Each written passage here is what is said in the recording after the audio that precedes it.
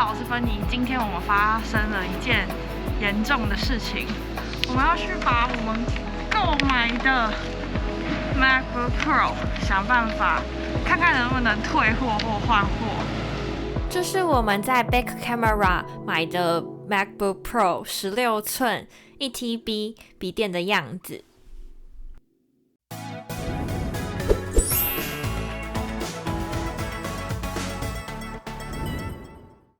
所以我们现在要从我们住的地方日暮里站，然后前往秋叶原的 Big Camera 去看看能不能去处理这些问题。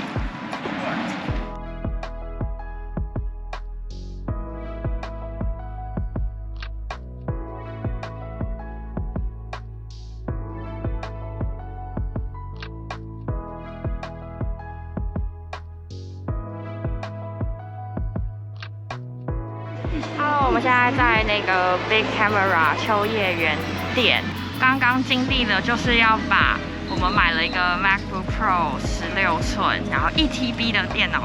大概换算日币大概8万多块台币，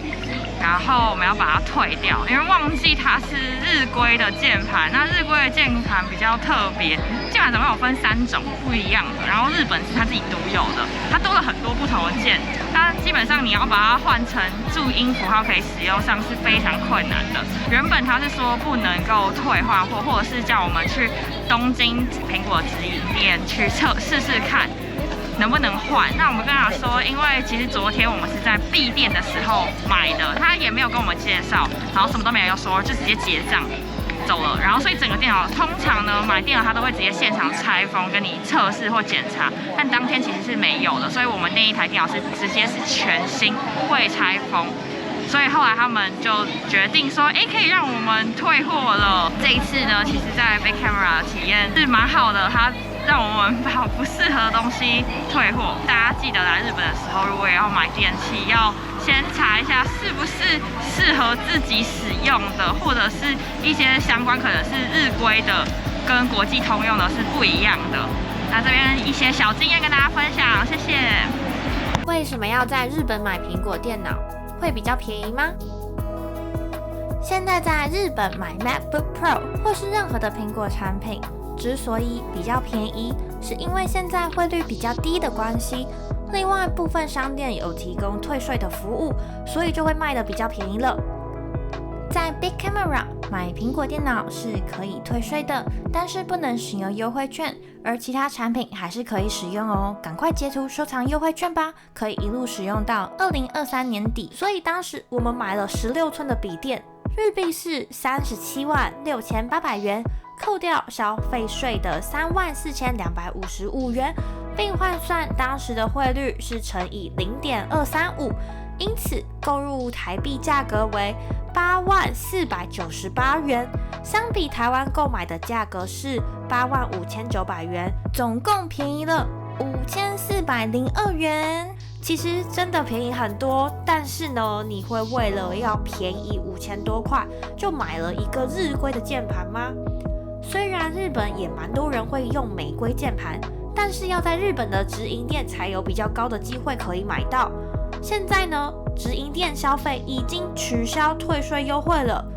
在没有退税的情况下，可能呢，在日本买苹果的产品会比在台湾还要贵一点点，所以真的比较划算吗？可能就要看个人要怎么决定了。苹果电脑键盘在不同国家和地区会有什么不一样？要如何识别各个国家或地区的 Apple 键盘布局？可以利用键盘上的字母和符号协助我们判断差异性，而且有些键盘布局仅在部分国家或地区提供。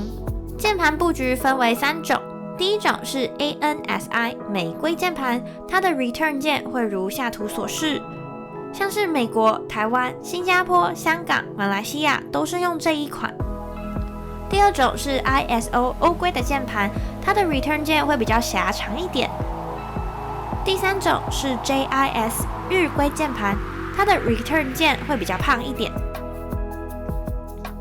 再进一步来比较美规和日规的键盘，可以发现日规键盘多了非常多日文符号，部分标点符号也在不同的位置。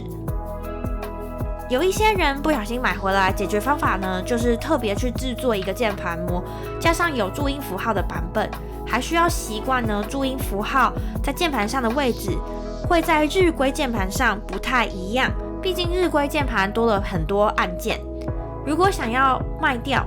日规键盘，在台湾的二手价格也不太好，但是另一方面，如果你想要买苹果电脑，又想要一个很优惠的价格，可以考虑购买日规的二手笔电，会非常的划算哦。今天最后提醒大家，第一个，在日本买苹果电脑要注意不要买到日规键盘；第二个，苹果直营店不能退税；第三个，目前秋叶原的 Big Camera 可以退税，退税后价格也比台湾便宜哦。今天跟大家分享在日本的经历，如果还想要了解更多活动和生活的内容，记得追踪我哟。接下来呢，就是芬妮来到日本一定会做的事情，就是去日本的夹娃娃机店。那我们现在来到了秋叶原的这个是 Taito Station，